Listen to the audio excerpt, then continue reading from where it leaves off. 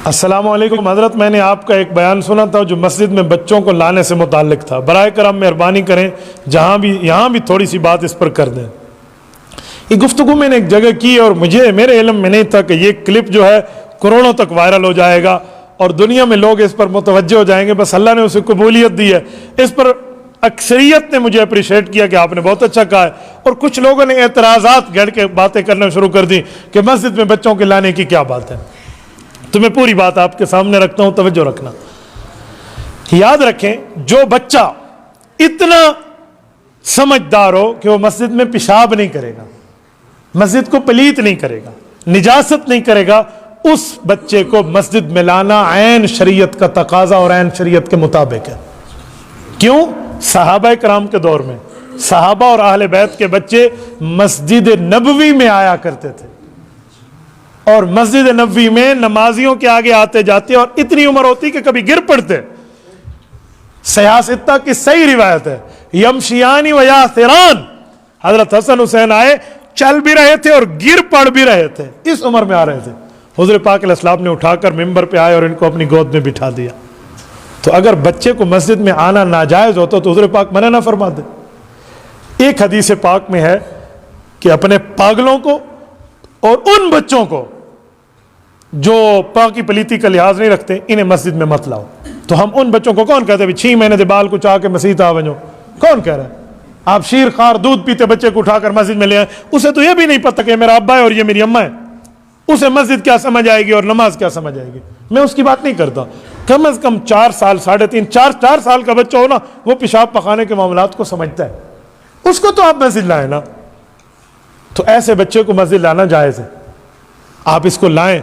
मैं अभी तुर्की के सफ़र पे था, मैंने तुर्की में एक अजीब काम देखा है।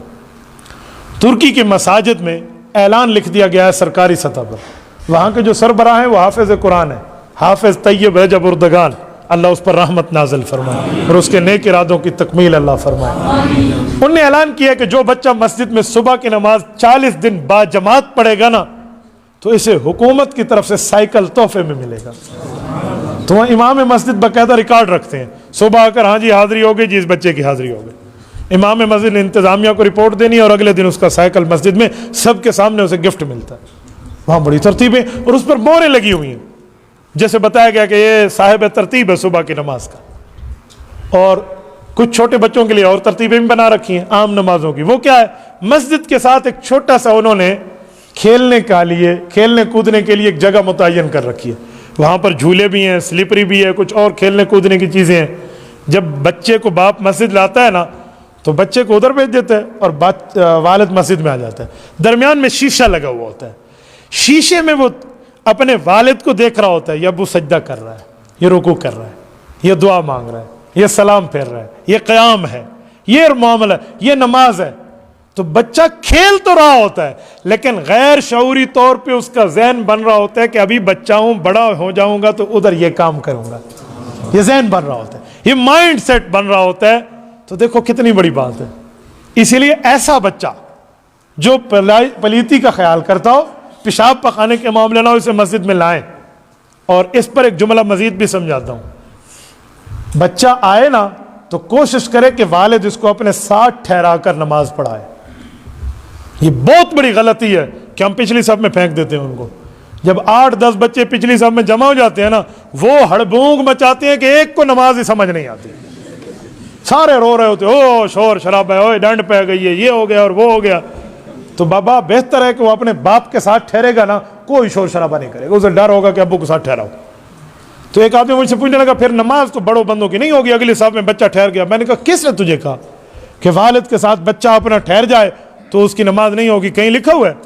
मैंने तो आज तक कहीं शरीयत में मसला नहीं पड़ा कि वालिद अपने बच्चे को साथ ठहराए।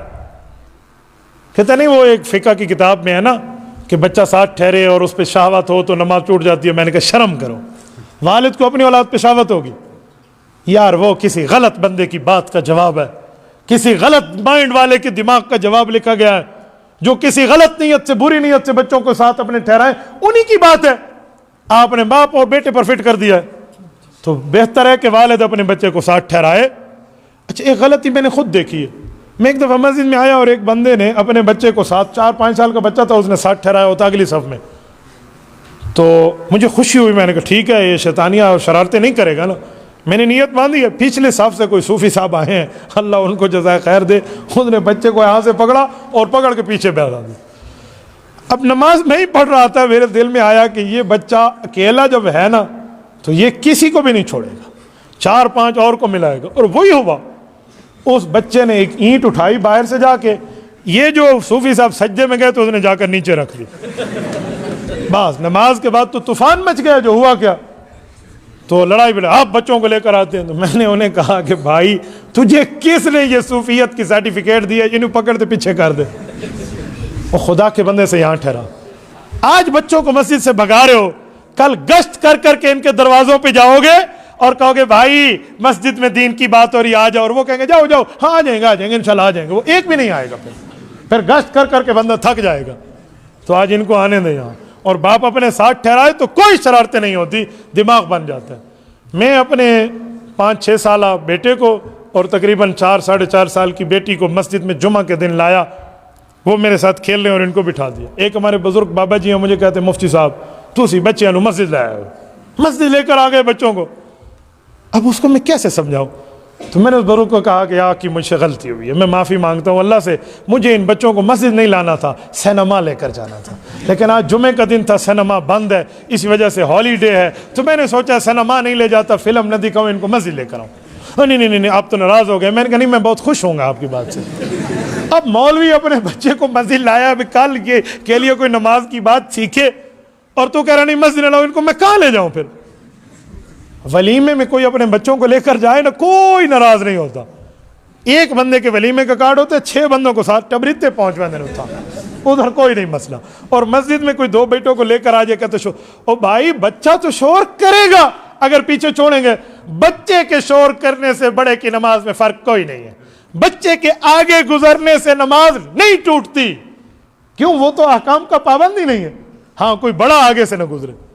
तो बच्चे को आप इस तरह मस्जिद लाएं ताकि उसका माइंड बने, उसका जहन बने, और ताकि वो जाकर नमाजें घर में जाकर पढ़ेगा। यकीन मानिए, मैं उन बच्चों को जानता हूं जो मस्जिदें आए हैं, एक हफ्ता तक अजान आती है ना, वो कहते हैं अब उठो मस्जिद जाएंगे नमाज। तो शर्म के मारे भी बाप ने अगर जमात ना भी जानी हो तो बच्चे के साथ आ जाएगा। तो इसीलिए आप भी ये तरतीबें रखें, करेंगे ना इंशाअल्लाह। और कोई बुजुर्ग एतराज़ करे तो उससे लड़ा भी ना करो, उसे कोई चाचा तू ठीक कह रहा है। जो बुजुर्ग एतराज़, उनका जहन बना हुआ होता है ना, तो फिर वो बातें मानते नहीं हैं। बस आप कोई ना कोई कोशिश करें कि आपके बच्चों का एक जहन बन जाए, दीन का जहन बनेगा तो बहुत बड़ी बात है।